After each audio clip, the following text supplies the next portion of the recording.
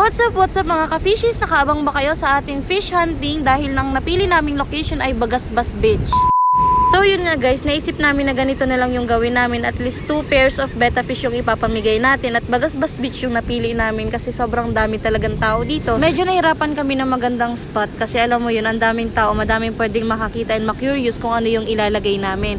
So yun nga, naghanap talaga kami ng mga madadamong lugar para at least doon namin isisingit yung mga sticker na ilalagay namin. Take note, hindi siya basta sticker, may mga nakalagay dong message para ma-claim nyo yung betta fish. Ito yung napili naming spot na paglalagyan namin ng sticker. Medyo madamo siya, then walang masyadong nakatingin. Kaya dito namin unang inilagay sana yung sticker na ipapamigay sa inyo.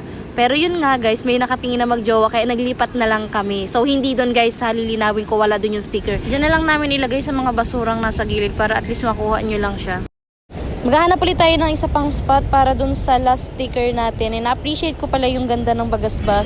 So yun guys, ako naman yung namili ng lugar kung saan natin ilalagay. Tapat lang ito ng hugpaan para madali nyo makuha. And dyan lang sa bilao namin inilagay. So yun guys, na-drop na namin yung dalawang sticker para sa 1 pair betta fish. Good luck, and sa mga malalayo nating followers dyan, huwag kayong mawala ng pag-asa dahil gagawa natin ng paraan yan para makakuha din kayo ng libreng betta fish galing kay Ka-Fishies.